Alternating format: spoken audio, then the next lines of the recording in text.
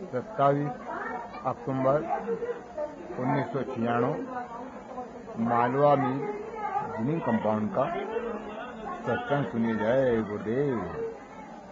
ये रिकॉर्डिंग महेश भैया इंदौर वाले ने की। जय गुरुदेव।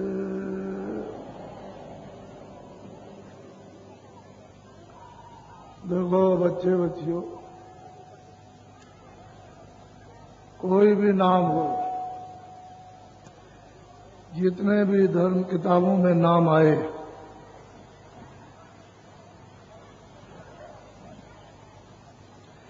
वो सतयुग का नाम हो या त्रेता का हो, या द्वापर का हो या कलयुग का हो, नाम कोई भी होगा उसे सिद्ध करना, क्योंकि उसके नाम अनेकों हैं। जब वो नाम सिद्ध हो जाएगा तभी जीवों को लाभ पहुंचाएगा। जब तक वो नाम सिद्ध नहीं होता है तब तक कोई नाम जीवों के लिए हितकारक नहीं। नाम अपने अपने समय में ठीक थे। सतयुग का नाम सतयुग में ठीक था, त्रेता का नाम त्रेता में, द्वापर का नाम द्वापर में। अब ये कलयुग लगा हुआ, तो नाम सिद्ध करना। नाम जब सिद्ध हो जाता है तब आत्म कल्याण, मुक्ति और मोक्ष का दाता बनता है। और जब तक नाम नहीं, तब तक सिद्ध नहीं है, तब तक बच्चों।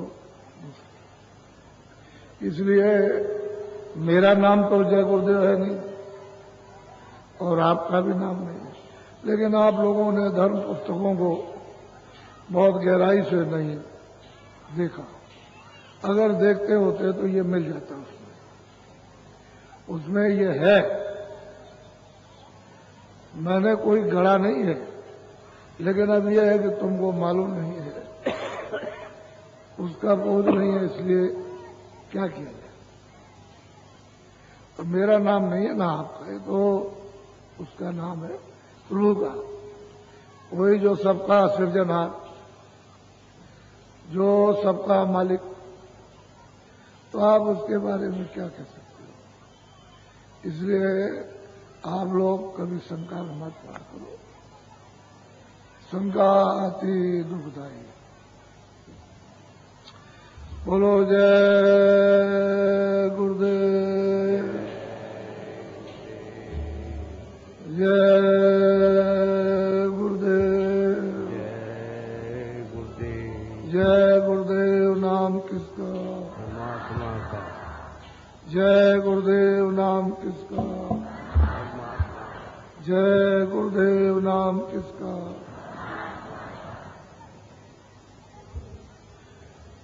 सच्चाई तो ये है, ये देश परिवर्तनशील है। इसको चाहे ज्ञानी हो चाहे ज्ञानी हो नकार नहीं सकता। ये मृत्यु लोक है, यहां हर चीजें परिवर्तित हो जाएंगी। कोई चीज यहां स्थायी नहीं रह सकती है। राजा से लेकर रैयत तक ये परिवर्तनशील देश है, और ये मृतलोक है। तो आप इसको समझने की कोशिश नहीं करते हो। अगर यही समझने की कोशिश करो कि मैं कहां से आया, मैं इन चीजों में क्या चाहता हूं, परिवार में, बच्चों में, जाति में, समाज में, या काम में, या खाने में, या सोने में, या मतलब है कपड़े पहनने में, क्या चीज की ढूंढ है कला से। तो अगर ये आप सोचने का विचार करो तो समझ में आएगा। तो जो चीज आप सोचोगे जानकारी के लिए, तो किसी से पूछोगे भी कि भाई मैं कहाँ आया हूं और इस संसार में क्यों दौड़ रहा हूं। पूछने वाला जब पूछेगा भाई इसमें क्या चाहिए, तो आप कुछ ना कुछ मोटा महीन कोई शब्द, कोई मतलब माने तो बताओगे कि भाई मैं इसमें ये चाहता हूं। जैसे कोई चाहता है कि मैं धनी हो जाऊं, मेरे पास जमीन ज्यादा हो जाए, मकान हो जाए, मेरे पास बहुत बच्चे हो जाए, मेरे पास राजपाट हो जाए, तो उसको ये जानने की कि भाई तुम इसमें चाहते क्या हो, क्यों राजपाट चाहते हो, तो वो बताएगा कि मैं इसलिए चाहता हूं। क्यों तुम धनी होना चाहते हो, तो उसको एक चीज समझ आएगी कि वास्तव में संसार क्या है और हम क्या है।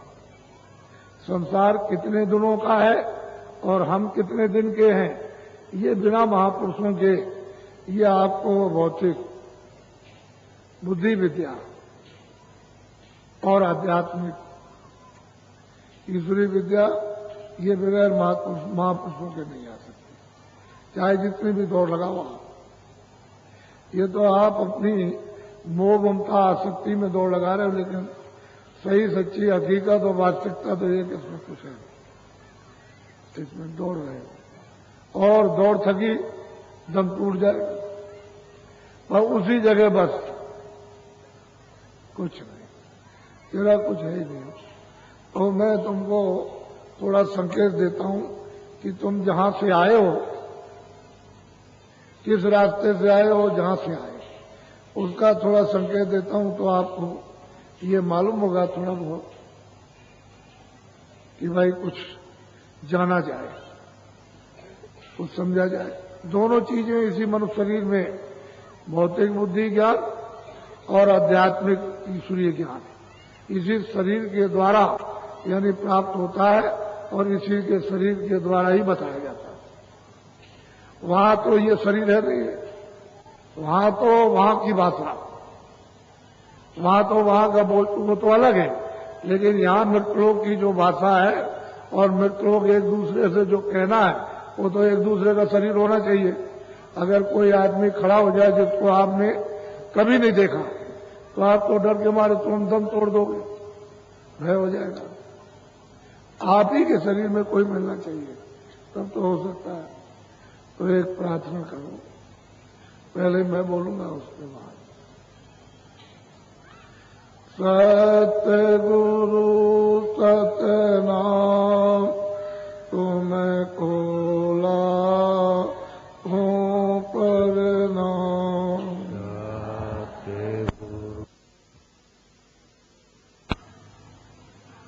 बच्चे और बच्चियों,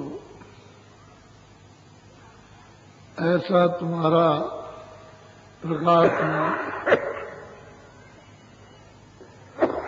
सुंदर, अस्थाई, अखंड और अथाह देश उसको छोड़ करके आए। वहां न कभी रात हुई न होगी। ये चीजें जितनी भी देखते हो, जल, पृथ्वी, अग्नि, वायु, आकाश, ये वो नाम निशान को नहीं। ऐसे देश के, ऐसे अपने घर के वासी और वो सच्चा सबका माता पिता, उसको छोड़ करके यहां पराये देश में आप आए। दूसरे के देश में आकर यहां तुमको भटका दिया गया, इन्हें रास्ता छुड़ा दिया। जब रास्ता छोड़ दिया, भूल गए, तो अब यहां रास्ता ढूंढ रहे हो कि मुझे अपने घर में कोई रास्ता मिल जाए, क्योंकि उस घर में आनंद ही आनंद, सुखी सुख, ज्ञानी ज्ञान, प्रेमी प्रेम, शक्ति शक्ति, अमृति अमृत। तो वो जब कभी आप याद करते हो तो कहते हो भाई मेरा वो सुख कहाँ है, वो आनंद कहाँ है। तो इन सब चीजों में चारों तरफ दौड़ रहे, क्योंकि रास्ता छोड़ दिया। जिस रास्ते से आए थे, जैसे पिता की उंगली पकड़ करके बाजार में गए और वो तमाशा जब बच्चा देखने लगा तो वो पिता की उंगली को छोड़ दिया, तमाशे में लग गया, पिता आगे बढ़ गया। जब आगे बढ़ गया तो बच्चा इधर चला गया, तो हम ना उसको तमाशे का मजा, और पिता ढूंढ रहा ना उसको मिल रहा, अब भटक गया।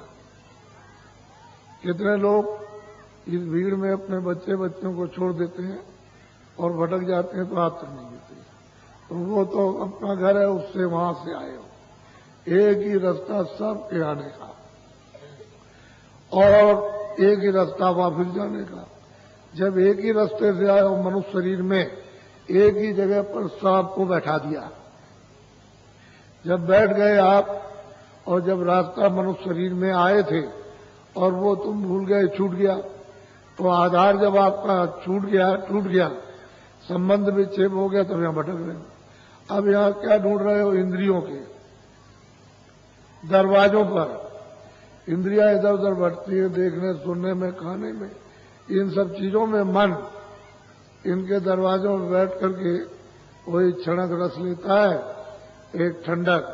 सोचता है कि भाई जब इतना जरा सा मिल गया तो आगे और मिल जाएगा, वहां गया उतना ही वहां, तो आगे मिलेगा। तो उसकी इच्छा यानी उसी आनंद की है, पर यहाँ कहीं भी वो आनंद नहीं, वो सुख कहीं नहीं, वो अमृत यहाँ कहीं नहीं, वो शक्ति, सुंदरता और ज्ञान यहाँ कहीं नहीं। वो तो आपने अपने घर को, यही जीवात्मा जो मनुष्य मंदिर में बैठी है, ये इतनी सुंदर है, ये सुंदर कोई चीजें है ही नहीं। लेकिन अब उसका दृग्दर्शन कैसे हो, साक्षात कैसे हो? तो जब तक कि वो महापुरुष, महान आत्मा जगी हुई नहीं मिलेगी, जिन्होंने अपना साक्षात्कार किया और जिन्होंने उस परमात्मा का, जिन्होंने ब्रह्म का, जिन्होंने पार ब्रह्म का, जिन्होंने साक्षात और उस प्रभु का जिन्होंने साक्षात्कार किया है, तब तक आपको ना अपना बोझ हो सकता ना हो उनका किसी का होगा। तुमको क्या मालूम मृत लोक क्या है? तुम क्या जानो कि मतलब स्वर्ग वैकुंठ क्या? तुमको क्या पता है कि ब्रह्मांड क्या है? तुम्हें क्या मालूम है कि पार ब्रह्मांड क्या? यही भटक रहे हो गलीज में, कूड़े कचड़े, इसमें वासना, तरह तरह की भिन्न भिन्न प्रकार की अनंतों वासनाएं, और वो दूषित वासनाएं, उसमें मतलब है इधर से उधर, उधर से उधर। तो जब वासनाओं में घूम रहे हो और ओस को चाट रहे हो, तो आपको मतलब एक कब तृप्ति मिल सकती है? इंद्रिया क्या है? ये मतलब चाट नहीं है, ये बाहर उसको मन दरवाजे में बैठ करके बस उसको ऐसे करता है, उसमें रस नहीं, कुछ नहीं है, तो भागते हो आप। फिर सब चीज मिल जाए तुमको, एक पैसा भी 9,000 पति, लखपति, करोड़पति, एक भी झोपड़ी हो, मकान मिला, ये मिला, वो मिला, सब मिलेगा। कुछ भी ना हो तुमको, जिम्मेदारी मिल जाए, राज मिल जाए, वहां भी तुम देखो चारों तरफ घूमकर, कहीं कुछ नहीं। वास्तव में ये संसार जिसने बनाया और जो हमको मांग करके ले आया, ये अपूर्ण है और नाशवान है, परिवर्तनशील है। अब जो ले आया और मांग करके ले आया, तो उससे मांग के ले आया, तो मांग के ऐसे थोड़ी मिल जाएगा। उसके लिए कठोर तपस्या करनी। जब कठोर तपस्या करेगा तभी तो वो मालिक प्रसन्न होगा, और प्रसन्न होकर के कहेगा तुम क्या चाहते हो? तब फिर उसने मांगा कि ये जीवात्मा है, हम किसी तरह का राज चाहते हैं तो हमको दे दीजिए। यानी इस प्रसन्नता के एवज में आपका एक छोटा सा भंडार दिया गया और वहां से रास्ते से ले आए। रास्ते से ले आए, रास्ता दूसरा नहीं है, एक ही रास्ता आने का और एक ही वापस आने का। न पहले था 2 रास्ते, न आप आने का भी एक ही आने का। अब जब तक वापस जाने का रास्ता नहीं मिलेगा, तब तक आप अपने ऐसे यानी मतलब प्रकाशमान और स्वच्छ और पवित्र निर्मल देश में आप कैसे पहुंच सकते हैं? तो रामायण में गोस्वामी जी महाराज कहते हैं, हमारी बात तो छोड़ दीजिए आप, वो जो कहते हैं कि प्रकृति पार प्रभु और वासी, ब्रह्म निरीय विरज अपनासी, कहते हैं ताम होकर कारण लाए। कहते हैं वहां मोह कुछ नहीं, न काम है, न मोह, क्रोध है, न ये, न आशा, न तिरस्कार, इनमें से कोई चीज वहां है ही नहीं। न ये जमीन है, न आसमान है, न स्वर्ग है, न वहां वैकुंठ है, ना वहां मतलब है कि ब्रह्मलोक है ना ब्रह्मांड है। कहते हैं वहां ये सब कुछ है ही नहीं। एक अनि अनामा, कहते हैं वो एक अनाम है, अरूप है, उसका कोई वर्णन नहीं कर सकता। ऐसा कितना लंबा चौड़ा है, कितना, उसकी क्या तारीफ होगी, कोई क्या कर सकता है, कितना लंबा चौड़ा। और उसको कहो कि मतलब यह है कि कितने संख हो, ये लंबाई चौड़ाई योजन की है, तो वो भी नहीं कहने में आता। वो तो बहुत बड़ा है, वो तो आता है, यानी वो तो ऐसा महासागर है कि उसकी कोई पैमाइशी नहीं हो सकती। वो तो अब यह है कि वो जो यहाँ जो कुछ भी उसने रचना जिसने की है, जो भेजा गया, वो तो एक बूंद है। ये सब पूरी त्रिलोकी एक बूंद की रचना है। तो आप तो मतलब बूंद को भी नहीं जान सकते हो, बाकी इसको क्या इसी को नहीं पहचान सकते, तो बूंद की बात तो बहुत दूर है। ये तो कूड़ा कचरा अंधकार है, अज्ञान है। यहाँ पर काम क्रोध लोभ मोह इसका छत्र है, राज है अखंड, इसी में फंसे पड़े हुए हो, और इस पाप और पुण्य में, बद और नेक में, इसमें कहाँ किसको सुख है? न बच्चे को है, न स्त्री को है, न पति न पत्नी को, न भाइयों को, न अड़ोस को, न पड़ोस को, न जाति को, न धर्म वाले को, न राज वाले, कुछ नहीं। सब ऐसे ही भटक रहे हैं ऐसे। तो आप अपना रास्ता छोड़ दिया और परदेश में आकर के जो आपको अधिकार दिया, जो ईश्वर को भी अधिकार नहीं, वो आपको दे दिया। उसने ये अधिकार दिया है कि देखो ये बुरा है, ये अच्छा, तुम बुरा से बुरा करो, अच्छा से अच्छा, मेरी तरफ से कोई रोक टोक और आदेश नहीं। इतना अधिकार कल युग में आपको दे दिया कि जो भी अच्छे बुरे काम करोगे अपना अपना भोगो, मेरी तरफ से कुछ नहीं। मैं इससे अलग हूं, तुमको स्वतंत्रता स्वाधीनता मृतलोक में कर्म करने की दी, तो आपको इतना अधिकार आपको मिला। और फिर आपने किसी महात्मा से, महापुरुष से नहीं पूछा कि भाई मुझे कौन से अच्छे और बुरे काम करना और कौन से नहीं करना। अगर आपने उसको समझ लिया होता तो ये बुरे काम क्यों करते आप, क्यों आप गंदगी में पड़ते, तब तो आपको रास्ते मिल जाता और जीवात्मा को वापस कर देते। तो वहां पर ये न मन है, न वहां बुद्धि है, न चित्त है, न प्राण है वहां, न प्रकृतियां, इनमें कोई मसाला न स्थूल है वहां, स्थूल शरीर, न वहां पर लिंग शरीर है, न वहां पर सूक्ष्म शरीर, न कारण शरीर। इनमें से कोई चीज, नूर ही नूर, यानी प्रकाश ही प्रकाश बरसता। तो वहां ये सूरज उरज क्या करेगा? इसके घास पर, यानी सूरज लाखों लाखों एक घास के पत्ते पर उगा दीजिए, तो वहां क्या होने वाला? ये कुछ नहीं। ऐसे देश के रहने वाले और परदेश में बिल्कुल आकर के नीचे गिर गए। और कभी तुमने इतने युग बीत गए, किताबें इतनी नहीं, स्याही समुद्र की खत्म हो जाएगी और बनराई की कल में खत्म हो जाएगी ये, और पृथ्वी जो है इसका कागज बना लो खत्म। इतने दिनों से आप वहां से आए हो और यही अभी तक नहीं गए। आपको तो कुछ मालूम, आप तो कुछ जानते नहीं हो, इसलिए आप ये झगड़ा झंझट है। और फिर यह है कि आपको थोड़े दिन का वक्त मिला, उसमें भी इतने तूफान, इतनी आफतें खड़ी करते हो अपने लिए और औरों के लिए कि भाई तुम ये नहीं सोचते हो कि थोड़े दिन का हमको समय मिला और उसने अमूलक हमको ये समय दिया, और अमूलक मनुष्य ये तन यानी जिस्म दिया है, ये बेशकीमती है, इससे बढ़कर के और कुछ नहीं है। और आप इतना नहीं समझते हो कि हमको किराए का मकान मिला और उसमें तूफान मचा है, वो मेरा है। कहता है तेरा है? वो कहता है मेरा इंदौर है। तेरा इंदौर? ये मकान तेरे? चिल्ला रहा दिनों रात। अरे तू ये नहीं जानता है, इसमें कोई तेरा नहीं है, कोई सोना, कोई चांदी, कोई राज, कोई पाठ, कोई बच्चे, कुछ नहीं। तू यहाँ करके मतलब अज्ञान में चिल्ला रहा कि मेरा। तब तक समय पूरा हो गया, बस तुमने ना अच्छा समझा बुरा कि पाप पुण्य क्या है, तब तक उसने हुक्म दे दिया कि भाई अच्छा जाओ, सिपाहियों जाओ, मकान खाली करो। तो वो दौड़ पड़े। तुम वो सिपाही यहाँ अमेरिका में तुम जा रहे हो सड़क पर, बस उनको कागज मिलना चाहिए बस, और बस यहीं से आवाज दी तो अमेरिका में ठक जैसे गोला लगता, बात उसी जगह सड़क पर वो लड़ जाएगा, चलता रहेगा। लोग कहेंगे भाई अभी तो ठीक जा रहा था, तो ये बिल्कुल उलट गया, अंधा हो गया, बहरा हो गया, और मतलब ये कि पागल हो गया। और उनको यहां पर छड़ भी नहीं लगेंगे, बस कैसे पहुंच गए, और बस एकदम चढ़ बैठेंगे, कहेंगे भाई मालिक का हुक्म हो गया, और मतलब मकान खाली कर दिया। तो जहां से सिपाही दौड़ते हैं वहां से तो कोई दूर नहीं है, वो तो सामने दिखाई देता है। यानी तुम्हारे लिए तो अमेरिका और फ्रांस और ये वो बहुत दूर है, लेकिन उन सिपाहियों के लिए वहां कुछ दूर नहीं, सामने है, बिल्कुल सामने दिखा।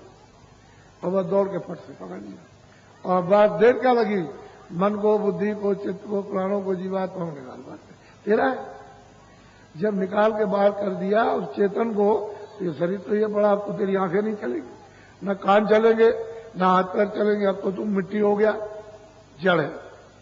तो इस जड़ में वो चेतन यानी उलझ गया, फंस गया, क्योंकि आपने उस पर गंदगी जमा कर ली, तो बस मतलब यह है कि वो अचेत हो गई। वो चेतन जीवात्मा जो उसकी अंश थी, उसका जो नूर था वो अचेत हो गया, बेहोश हो गया। अब ये पड़ा, और तेरा जितना भी राजपाट का, घर दौलत का, ये जितना भी सामान था, ये तो सब तेरा भाई पास, कुछ इसमें से तू ले जा सकता। वो ऐसा ही है कि इसमें से कोई चीज ले जाओ तो मैं सबके लिए ढंडोरा पीटूं, कि अगर कोई ले गया हो तो मैं बताऊं कि हाँ वो ले गया। तो इसमें से कुछ नहीं। जब तुम ये देखते हो कि हमारे घर में बच्चा पैदा होता, तो कोई मखमल पहन के आता कि वो रेशम पहन के आया। राजा के यहाँ हो, गरीब के यहाँ हो, झोपड़ी में हो, महल में हो, वो तो नंगा आता है। और तुम उसको देखो कि कैसे हटता रोता, तो क्यों रोता है वो, उसको बहुत दर्द, बड़ी पीड़ा होती है, वो बर्दाश्त नहीं कर पाता, तो अम्मा कहती है मेरी तरफ से, उस क्या देखेगा, न देखना है, न सुनना है, न बोलना है, न समझना, वो तो बिल्कुल एकदम से पागल है, तो रोता है, चिल्लाता। अगर उस समय की तकलीफ को आपको बता दे तो होश आ जाए। इसलिए कहा जलमत मरण दुसे दुखोई, जल में मरने का इतना अत्यंत है, यानी कष्ट होता है जो कह नहीं सकता, वर्णन नहीं कर सकता, इसलिए वो रोता चिल्लाता है। तो तुमको ये देखना चाहिए था कुछ लेके नहीं, कोई सोना चांदी, कोई विद्या भत्ता, कोई मतलब मकान या रिश्तेदार कुछ लेकर आया, नंगा है। और जब जाने का समय हो गया तो उसने सब आपसे रखवा लिया, देखना, सुनना, बोलना, समझना, पढ़ना, लिखना, सब न पढ़ सकते हो, न देख सकते हो, न सुन सकते हो, न बोल सकते हो, न समझ सकते हो, सब रखवा लेगा। और बस सीधा धक्का मार के, वो भी नहीं बयान कर सकते हो कि कितनी तकलीफ और कितनी पीड़ा है, वो भी नहीं कह सकते, न आने की न जाने, कहने नहीं देगा कि अगर बता दिया तब तो फिर मरो। लेकिन महापुरुष जानते हैं कि कितनी पीड़ा होती है, कितना, तब वो बताते हैं, और तुम कहते हो मेरा तेरा है। अरे मतलब सोच तो लो कम से कम, तो ये नहीं सोच पाते हो, तो यहां से कुछ ले जाओगे, इतना तो तुमने इकट्ठा किया। लेकिन ये समझना चाहिए आपको कि ये जो भी सामान आपने जमा किया, मकान है, झोपड़ी है, खेती है, तुम्हारा मतलब ये है कि सोना है, चांदी है, कपड़े हैं, अनाज है, जो कुछ भी आपने जमा किया है वो सब इसके लिए, इस मकान के लिए, इस शरीर के लिए, इस किराए के मकान के लिए, ये सामान आपने जमा किया तो आप इसके काम में लो। यानी मतलब इसकी रक्षा संभाल, खाना है, कपड़े हैं, आपको फल है, फ्रूट है, दूध है, घी है, और आप दवा और मकान में अच्छे, इसको तो रखो आप, क्योंकि इसमें जीवात्मा है, तब तक इसको ठीक रखो। ये ठीक रखने का इसका ये सामान इसके काम में लो। तो मैंने तो ये नहीं कहा कि आप फेंक दीजिए, लेकिन वो जीवात्मा जब निकाली गई तो आपने उसके लिए क्या जमा किया, उसके लिए कौन सा सामान इकट्ठा किया कि जो अब मेरे साथ चलेगा। उसके लिए तो आपने रत्ती भर भी, एक कण भर भी कुछ नहीं जमा किया, कुछ सोचा ही नहीं कि भाई जीवात्मा के काम के लिए भी कुछ जमा करना चाहिए। जिस समय पर कोई काम नहीं आएगा, सोना चांदी, बाल बच्चे, दोस्त मित्र, राजपाट, फौज फाजा, तो मतलब एक वो जमा कर लो तो रक्षा करेगा। तो उस चेतन जीवात्मा की रक्षा होनी चाहिए। तो चेतन धन जीवात्मा के लिए आपने कुछ जमा किया? कुछ नहीं। ये बात मैं आपको बताना चाहता था, लेकिन क्या करें, उस समय पर ऐसा नशा चढ़ा था कि आप बात को सुनते ही नहीं थे। उस समय पर भगे चले जा रहे थे, पता नहीं उधर कहाँ क्या मिल जाएगा। अब वहां सब जगह ठोकर लगी। वो तो मैं जानता हूँ कैसी कैसी ठोकर लगी, वो तो मुझे सब मालूम है। और मैं कहता था कि आप उधर जा रहे हो उधर और धोखा खा जाओगे, बहुत तकलीफ होगी। मैं बराबर कहता, जब जब इंदौर में आया तब तक मैंने आपको ये कहा, धोखा खाओगे, तुमको बहुत तकलीफ होगी, बहुत पीड़ा होगा, तुम रोओगे, तुम्हारे बच्चे रोएंगे और अड़ोस पड़ोस के रोएंगे और कोई तुम्हारी मदद नहीं करेगा। और वही बात आ गई सामने, तो तुमने कोई बचाव अपना किया। इसलिए ये सब चीजें इकट्ठी करो, आप अरब खरब सब रखो। जब आपके बाबा जी ये कहें कि फेंक दो तब कहना, लेकिन ये समझो कि ये सब किसके काम आएगा, इसके काम।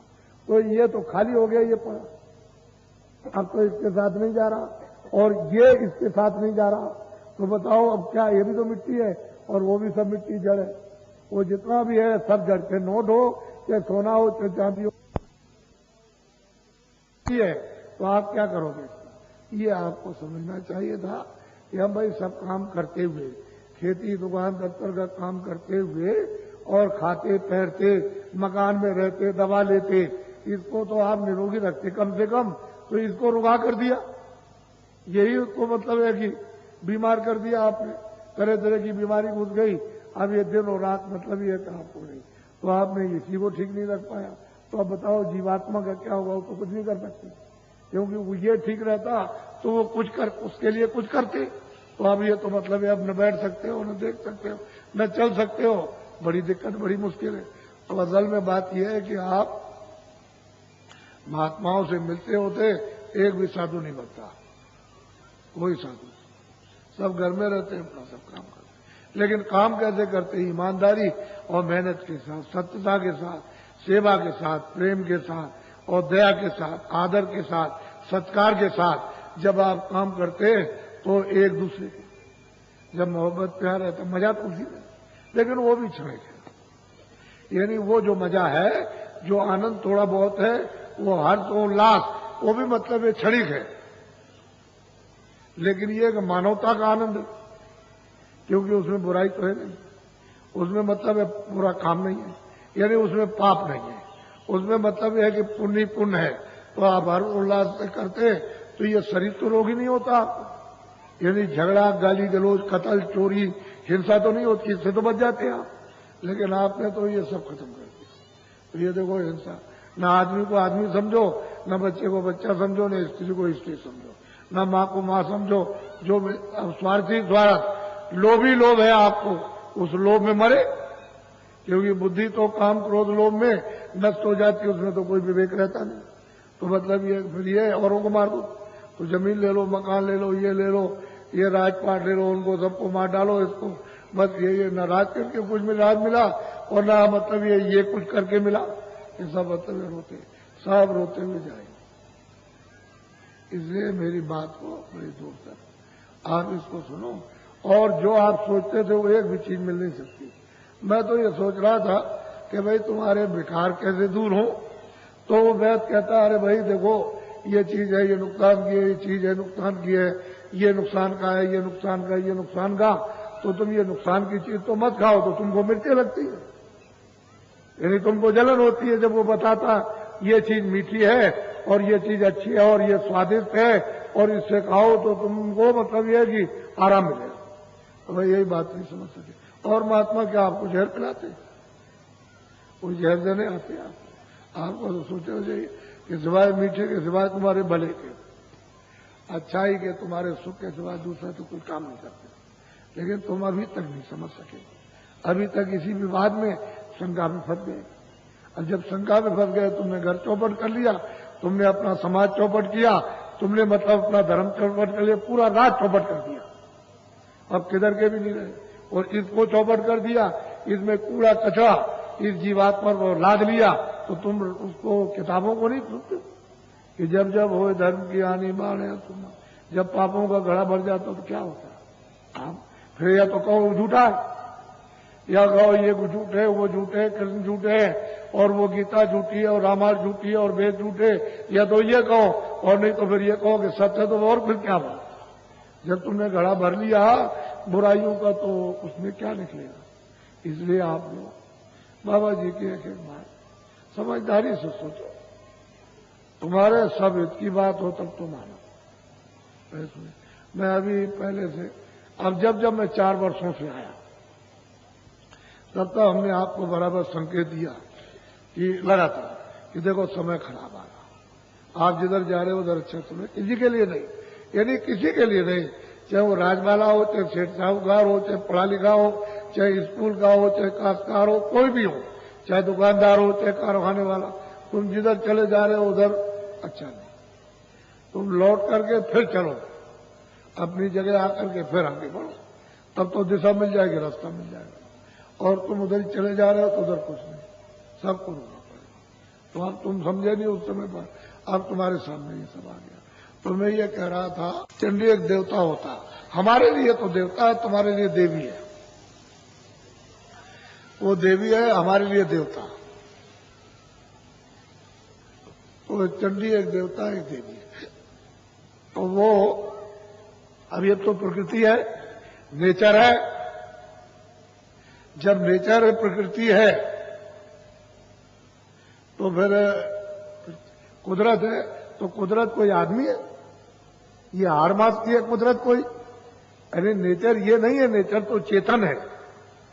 तो जो कंट्रोल करती है, जो बंदोबस्त करती है, जो निगरानी करती है, जो देखती है, जो सबका हिसाब करती है कि भाई ये क्या कर रहे हैं, इनको आजादी दी, ये क्या कर रहे हैं, ये क्या कर रहे हैं, फिर उसको सजा देती है। तो आप तो इसको समझते नहीं, आप तो समझते होंगे बाहर से कोई होगा, बाहर से नहीं। तो प्रवृत्ति, नेचर, कुदरत एक देवता है, एक देवी है। वो कब ऐसा करती है? जब तुम्हारे गुनाहों का, यानी पापों का, यानी जैसे पहाड़ लग जाता, तब वो काम करना शुरू करती है। तो कोई ना कोई उस समय बताने वाला होता है। अगर बताने वाला ना होता तो सतयुग का परिवर्तन नहीं होता, और बताने वाला ना होता तो त्रेता का परिवर्तन नहीं होता, और बताने वाला नहीं होता तो द्वापर का परिवर्तन नहीं होता। बताया तब समय पर, तो आप तो मतलब उसको समझते नहीं हो। तो वही देवी चंडी, वो देवता, वो एक मसाल हाथ में लिए, एक मसाल लिए और एक में तलवार लिए। अब मैं आपको बता, लेकिन तुमको ये बाहर की आंखों से किसी को दिखाई नहीं देगी, पर अंदर की ज्ञान आंख खुल जाए, यानी तीसरा नेत्र जो तुम्हारी रामायण में, गीता में, यानी तुम्हारा खुल जाए, शिवदृष्टि हो जाए, तुमको दिव्य नेत्र खुल जाए तुम्हारा, तो मतलब उससे तो देख लेंगे तुम कैसी है, कैसे चलती है, किधर जाती है, क्या करती है, तो मालूम होता, पता चलता।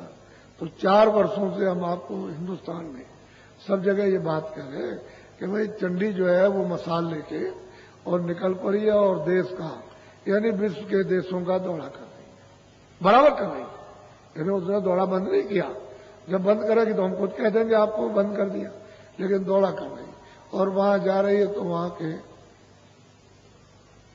उन देशों के धन को गायब कर देगी। जब गायब करेगी तो वहां की जनता चिल्लाएगी, और सेठ साहूकार चिल्लाएंगे, और शासक चिल्लाएंगे, ये हमारे देश में धन खत्म हो गया, पता नहीं कहां चला गया, क्या हो गया, ऐसा कहेंगे क्या हो गया। तो अब बुद्धि तो उनकी किसी की काम करेगी नहीं, क्या हो गया, और वो गायब कर देंगे। तुमको बाहर से दिखाई नहीं देगा कैसे क्या कर दिया। दूसरे देश में जाएगी, वहां ऐसे आपके हिंदुस्तान में भी आएगी, और यहां भी धन गायब करेगी। इन्हें सब देशों में तो जाएगी, किसी देश में छोड़ेगी नहीं, और यहां भी आएगी तो यहां भी गायब करेगी। तो आप लोग सब कहोगे कि भाई किधर चला गया, गया किधर, ये इतना धन था गया। फिर ये कहेंगे सेठ साहब का किधर गया, और जो शासन करते हैं प्रांतों सेंटर में वो चिल्लाएंगे। तो तुम्हारे सब रेडियो और अखबार और जनता और सेठ साहूकार, उद्योगपति और शासक सब मुल्कों के चिल्लाएंगे, तब हमारी बात को मान लेना, उसमें क्या, हम तो आपके सामने, तब मान लेना। लेकिन कोई चीज याद करके तो रखो कि भाई कोई कह रहा है तो हम लोग सोचें कम से कम बाहर की बुद्धि से इसके लिए बचाव क्या। तो हमने कभी बचाव के बारे में सोचा? तो सब तुम्हारे कारखाने धरे रह जाएंगे, ये कारखाने धरे रह जाएंगे और माल तुम्हारा उठेगा नहीं। हमसे सुन लो आप, माल उठेगा नहीं कारखाने से, और ये दुकानों पर वो माल तुम्हारा देसी बिकेगा नहीं।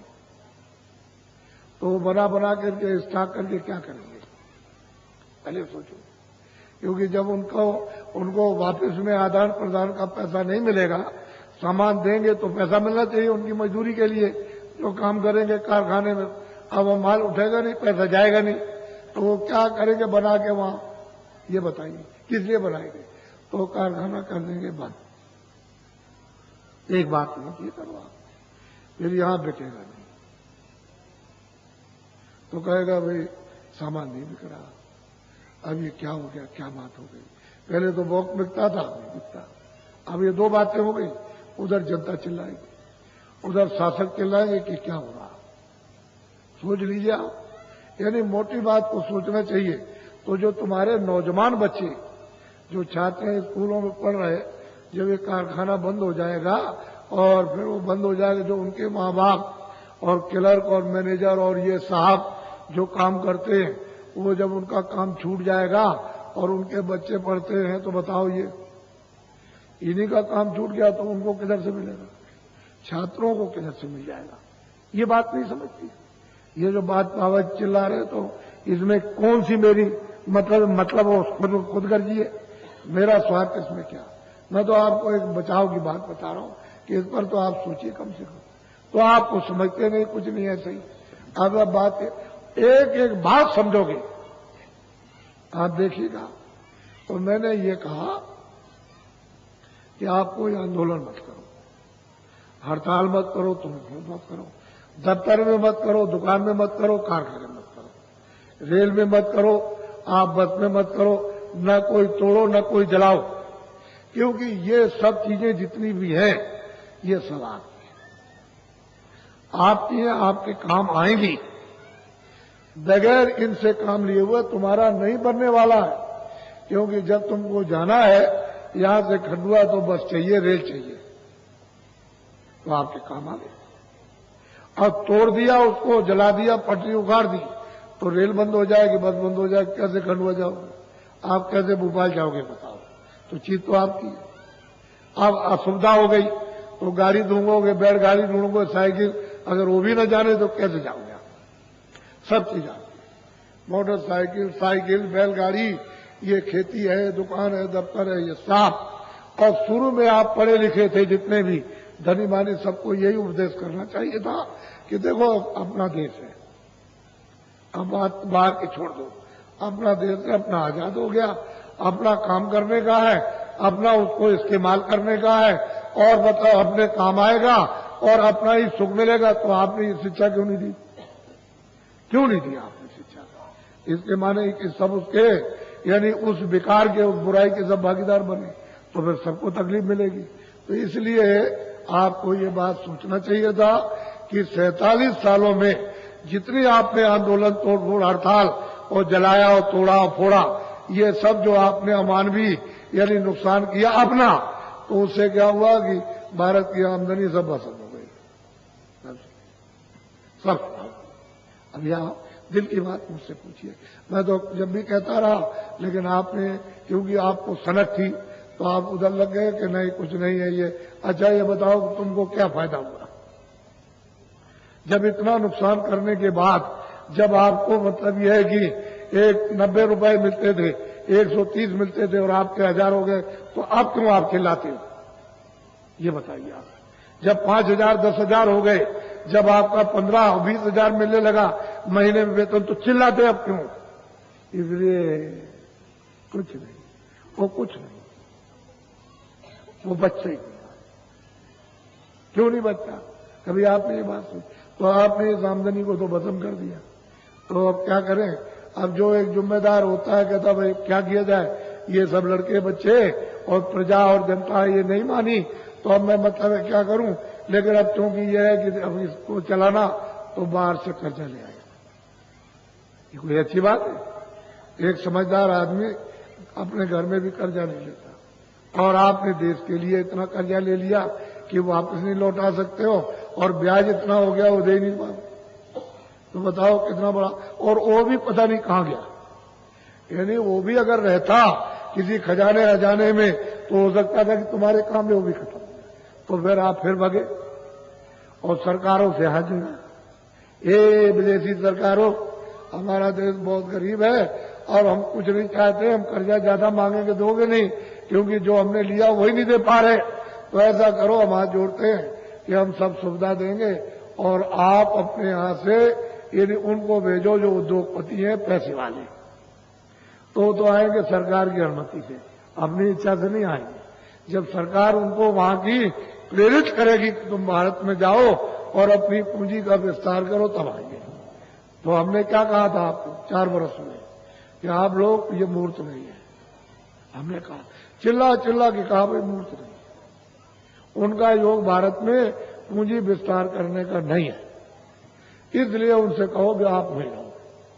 अभी नहीं, हम इस पर फिर से विचार करेंगे। तो जब आप उनको सुविधा देते हो तो यहां इनको सुविधा दे दो, इनको सुविधा दे दो उनको जो देते हो। इनसे कहो कि बैंक से एक पैसा नहीं मिलेगा, तुम कहीं से पैसे ले आओ, हमसे इससे मतलब नहीं, तुमसे पूछा नहीं जाएगा कहां से ले आए। जो पुराना हिसाब किताब है कागज पर, उसका इनकम टैक्स सेट टैक्स लेते देते हो लो, लेकिन नया जब बताओ आप उनको, यानी अब से जब तुम ले आओगे कहीं से पैसा पूछा नहीं जाएगा कि तुम कहां से लाए, कारखाना लगाओ। ये छोटा बड़ा कारखाना 1 साल में 1.25-2 साल के अंदर लगा दो और इनकम टैक्स सेट टैक्स नहीं लिया जाएगा, पूछा नहीं जाएगा, उस पर लिया भी नहीं जाएगा। और क्या करो कि जितने भी छात्र स्कूलों में देश में पढ़ते उनको काम नौकरी दे दो। अब इतना नहीं कर सकते आप, ये बुद्धि काम नहीं आती, यानी आप इस बुद्धि से काम नहीं लेते हो कि बाबा जी क्या कह रहे हैं, ये आप सुविधा नहीं दे सकते हो अपने देश में इन लोगों को। तो देश तुम्हारा रहेगा, लोग तुम्हारे हैं, पैसा तुम्हारे यहां रहेगा, कारखाने तुम्हारे यहां रहेंगे, बच्चे तुम्हारे, यानी मतलब एंगेज हो जाएंगे, क्योंकि इतनी बड़ी जनरेशन इन बच्चों की, छात्रों की, तो ये काम में लग जाएंगे, तो उनकी जनशक्ति का उपयोग करना है, ऐसे अगुवाबाजी कर रहे हैं, ऐसे इससे कुछ कोई काम। इसलिए वो बड़े चालाक है, वो विदेशी बहुत चालाक है। 2 अरब की मानव मंडी है भारत में, यानी 2 अरब मनुष्य हैं, इनकी अगर किसी को मंडी मिल जाए क्यों नहीं आएगा, वहां तो मिट्टी भी खप जाएगी। तो तुम ये नहीं समझते हो कि बाहर तुम्हारा तो नक्शा सब ले गए बाहर। ये जब तुम सुविधा देने लगे तो ये कारखानों के छोटे बड़ों के नक्शा बाहर ले गए और वहां ले जा करके फिर उसी तरह की सुंदर चीज और मजबूत और सस्ती ये यहां पर फेंक देंगे, यहां पटक देंगे आकर के, तो तुम्हारा तो ये सामान वैसे ही रखा रह जाएगा, क्योंकि बहुत महंगा ये बिकेगा। फिर तुम नहीं जानते हो भारत का आदमी लालची है, चारों तरफ विदेशी अड्डे जमा लेंगे, उसको सरकारों की अनुमति से आएंगे, अड्डे जमा लेंगे और क्या करेंगे कि जितने भी की पोस्ट के और ऊंचे पदों पर रहने वाले उन सबको खरीद लेंगे, तो तेरा देश गुलाम नहीं हो जाएगा। तुमको ये नहीं अधिकार है सोचने का, जब प्रजातंत्र दिया तुमको एक सोचने का अधिकार, तो तुम उसका कोई रास्ता नहीं निकाल सकते हो, बस चुपचाप घूम बैठे हुए, बस इसको धोखा दे दो, उसको मार दीजिए, उसको लूट लीजिए, इसको ठग लीजिए और दगेबाजी कर दीजिए, उसको बेईमानी कर ली, भाई यही है दिन रात ये चल। इसमें तुमको क्या मिलेगा, न तेरी आत्मा को मिला, तेरे शरीर को मिला, इससे भी गया। और फिर ये मनुष्य शरीर जो अमोलक मिला थोड़े दिन के लिए, वो सतयुग द्वापर त्रेता अनगिनत बीत जाए तो ये मनुष्य शरीर नहीं मिलता।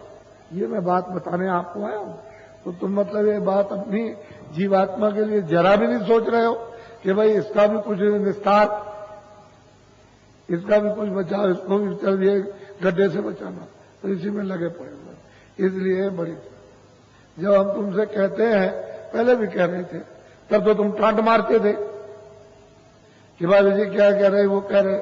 हमने कहा था कि शुद्ध आहार करो, शाकाहारी, तो आपको सबको सचेत हो जाए।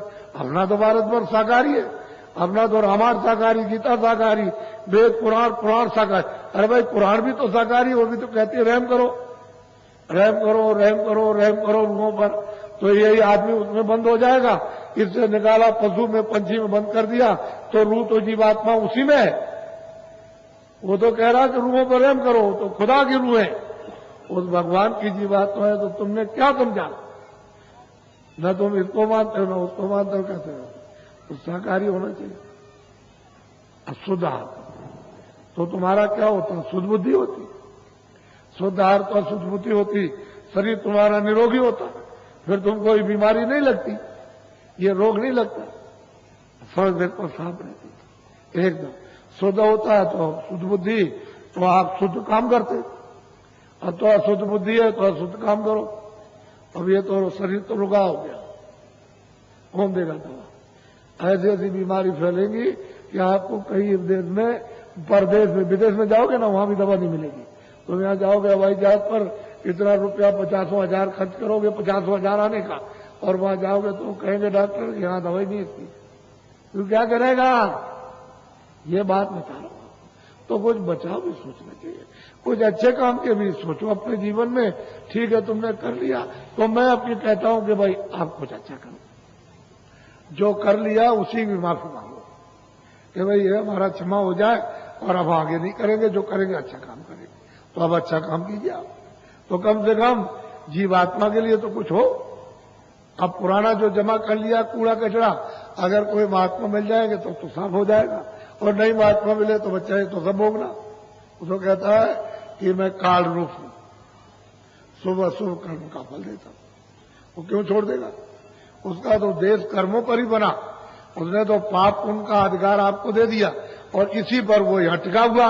और जब पापी पुण्य खत्म हो जाएगा तो फिर देश कैसे चलेगा? तो सजा देगा, फिर आप कैसे करोगे? तो इसलिए सब बातों को सोचो। और बीड़ी तंबाकू हुक्का आप पी सकते हो, मैंने तो कभी पिया नहीं, मुझे तो उसका स्वाद मालूम नहीं कैसा होता। आप पी सकते हो, लेकिन जो हमारे बच्चे यानी जो 18 और 20 साल के हो गए, जिन्होंने अभी तक कभी बीड़ी, कभी हुक्का और कभी मतलब है कि ये नहीं पिया, वो आप लोग कभी मत पीना।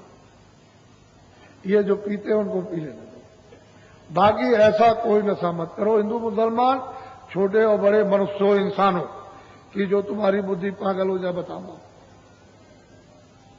तुम सरेआम अपने धर्म को काट रहे हो, सरेआम धर्म पर यानी पैर रख करके उसको रोंद रहे हो।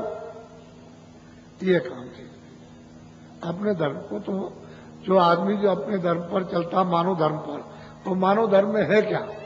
दया, सत्यता है, सेवा है, आदर है, सदाचार है, एक दूसरे के काम, मोहब्बत और प्यार करो। ये मानव का अमोलक, ये मनुष्य धर्म है, ये मनुष्य के मतलब है कि गुण है। तो आपने सबका विसर्जन कर दिया, आप कह रहे हैं कुछ।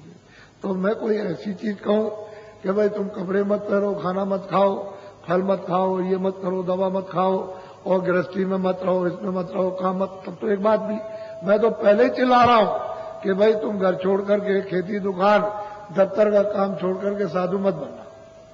भगवान मिलेगा, आत्म कल्याण होगा, ये मनुष्य मंदिर है, इसी में 24 घंटे भगवान बोलता है, उसकी आवाज 24 घंटे खुदा की आ रही है। लेकिन अब तुम बहरे हो गए, उसके लिए कोई क्या करे? कूड़ा कचरा तुमने जमा कर लिया तो तुम बहरे हो गए, अंधे हो गए। अब आवाज आ रही तुम्हारे कानों तक, जब बाहर के कान बंद हो जाए यानी बहरे हो जाए, अंधे, तो यहां तक सूरज यही आकर के खड़ा हो जाए बहुत प्रकाश लेकर, तो तुमको क्या दिखाई देगा?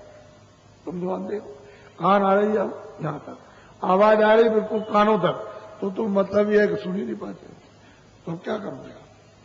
अरे तुमको तो समझना चाहिए कि भाई हम चीज जाने और समझे किसी महात्मा के पास जाए तो दो आंखें देखो इधर। अब तुम इतने बड़े विद्वान हो, ये इंदौर नगरी है, मैं आपको सबको विद्वान समझता हूं, मैं आपको पागल नहीं समझता। लेकिन अब यह है कि विद्वान होकर के भी तुम जानबूझ के पागल रहो, तुम कोई क्या पागल के काम करो तो पागल ही हो, लेकिन विद्वान का काम करना चाहिए।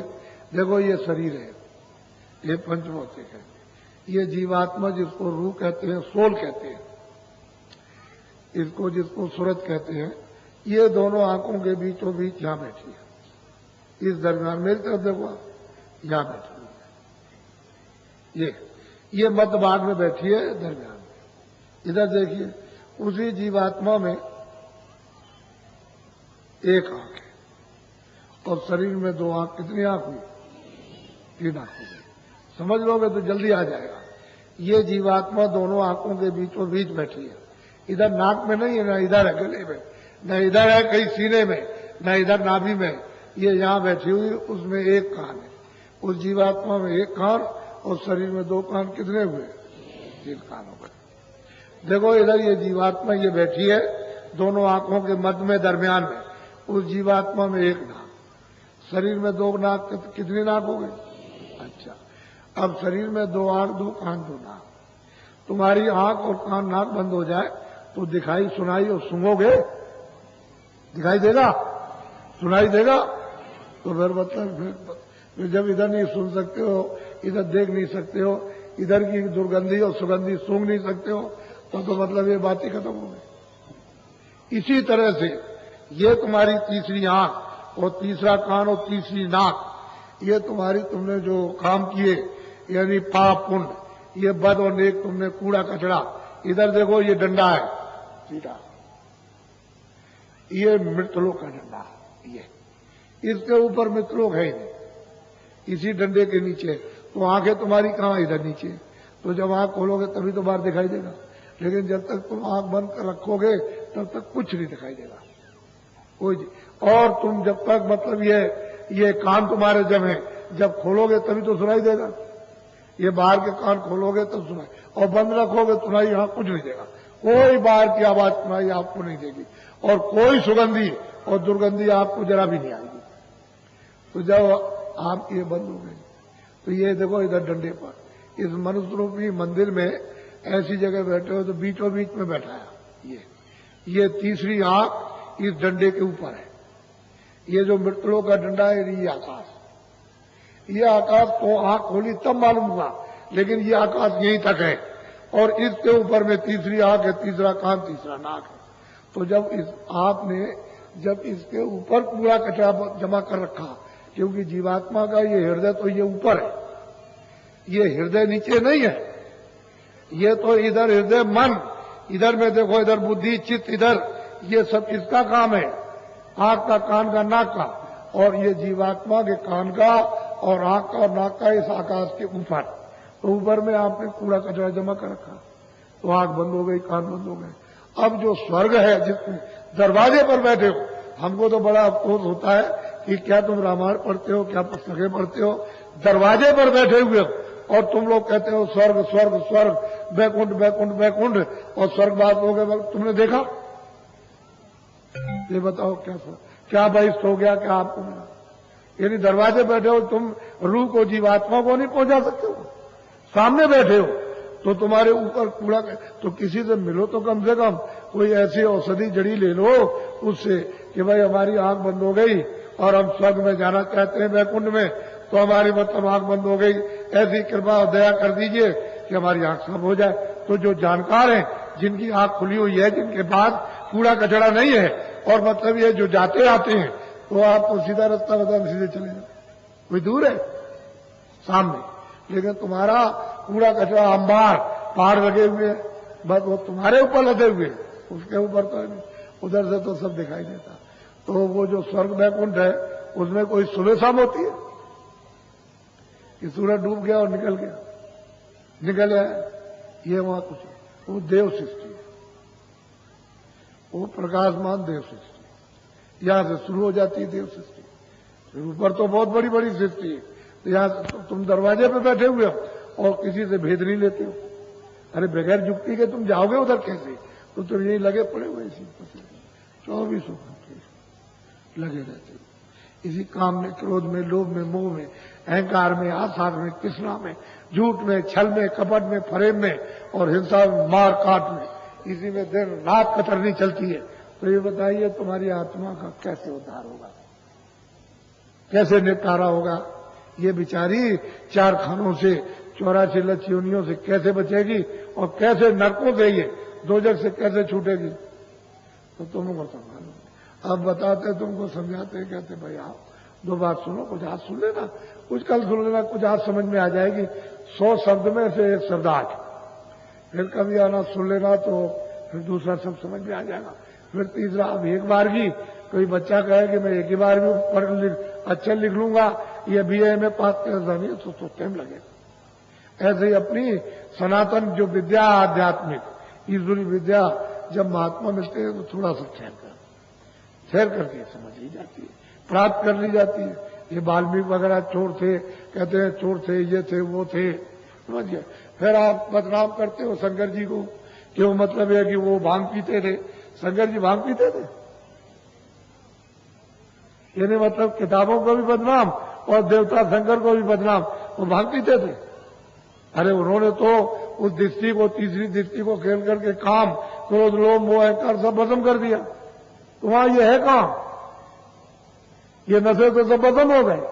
आप कहते हो पीते थे, तो अगर मान लो वो पीते थे तो तुम क्यों पीते हो? तुम तो ज्ञानी नहीं हो, तुम्हारी तो दृष्टि नहीं खुली। लेकिन देवताओं को बदनाम करना आपको समझना है। जिसको देखिए उसको ही, जिसको देखिए उसको, यही हाल है। तो असल में बात यह है कि अर्थ का अनर्थ हो गया, और जो कर्मों का रास्ता था कुकर्म हो गया, इसी से बिगड़ गए, बर्बाद हो गए। तो कुछ ले लो। वैसे तो मैं कल देना चाहता था, मेरी इच्छा कल देने की है, क्योंकि कल आपको शाम को इन्होंने 1 घंटे पहले कहा था। 1 घंटे मतलब 5 बजे से होगा, तो हमने कहा नहीं, लोगों को मौका नहीं मिलेगा, 6 बजे से रखिए। वैसे तो मैं थोड़ा सा और देर चाहता था कि 6:30 से करो तो अच्छा रहेगा, लोगों को सबको सुनने मिले, सबको अवसर मिल जाएगा, सब लोग को सुनने। एक भी बात, कोई भी किसी शास्त्रों के विपरीत या मतलब एक किसी की कोई आलोचना हो तब तो अब न समझ में आए तो आप क्या कहते हैं?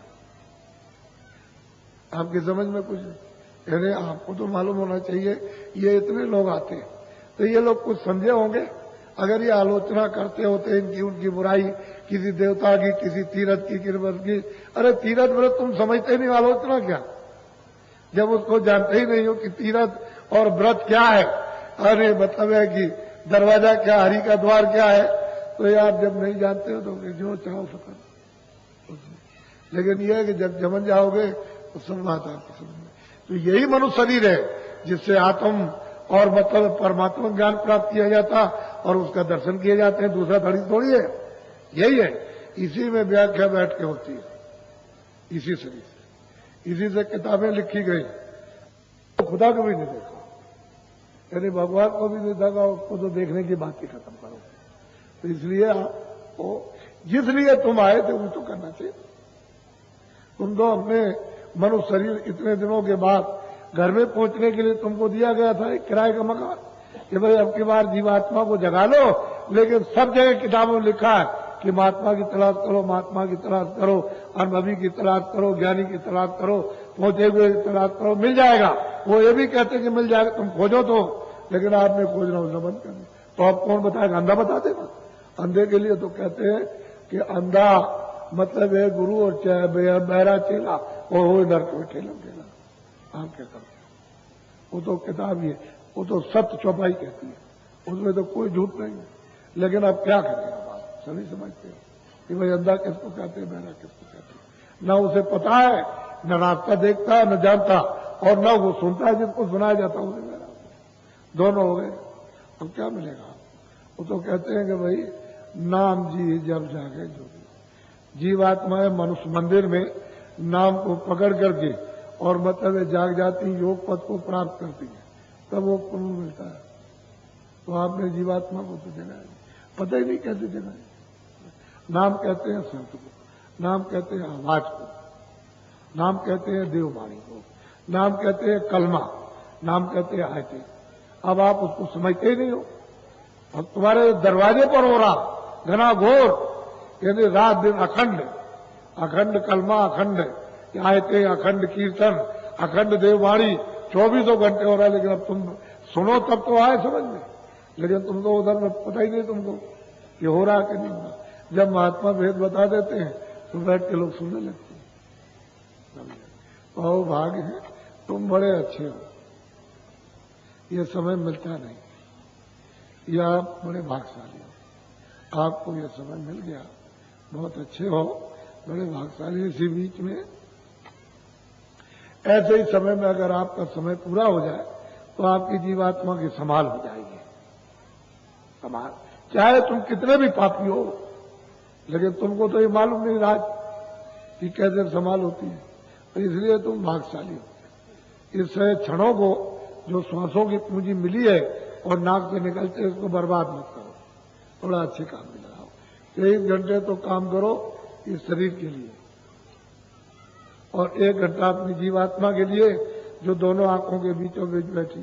तो क्यों नहीं दरवाजे में बैठी है तो आंख खोलो, तीसरी आंख, तीसरा नेत्र, दिव्य दृष्टि, ये कान है दिव्य कान, ये तीसरे कान, उसको खोलो तो आसमानी आवाज तुमको। उसी से तो सब रचना का विस्तार, शब्द ही से तो सब रचना हुई है। ये जितनी भी रचना है शब्द ही से, नाम से, आवाज से हुई है। सब रचना आवाज ही की है। यहाँ मिश्रित आवाज है इस खोल में, और बगैर उसके यहां भी रचना नहीं हो सकती। कोई कारखाना अगर आवाज न हो तो नहीं चलेगा, कोई घर गृहस्थी का कोई काम नहीं, सब गूंगे हो जाए क्या काम चलेगा। इसलिए आवाज, ये सारी रचना हुई है। तो असल में बात तुम्हारे अंदर ही वो चेतन तुमको बुला रहा, इस चेतन को जो जड़ में फंसा हुआ, तू जरा सा उधर ऊपर की तरफ ध्यान दे अपने कानों से, आंख से, तो देख तुमको सुनाई दिखाई देने लगे। तो चीज ये है। वैसे नामदान तो मैं कल ही देना चाहता हूं, क्योंकि कल तुम्हारा मुहूर्त अच्छा है। ऐसा मत करना कि भाई हम दुकान खोलिए, छो बंद कर देना दुकान। जितने लोग हो जिनकी दुकान हो बंद करके आना, तुम्हारा कोई नुकसान नहीं होगा, हम आपको बताते हैं। लेकिन लालच में मत बैठे रहना, कहना कि भाई हम अमूलक चीज लेने जा रहे हैं, आज हम वो लेंगे चल के इस मैदान में, तो कल चले जाना, समय से बंद कर देना, कुछ नुकसान नहीं होना। फिर दूसरे दिन देखना, तब तुमको पता चल जाएगा कहां बात क्या। इसलिए तुम कमजोर हो, बुद्धि से भी कमजोर, शरीर से भी कमजोर हो, और वे लालच में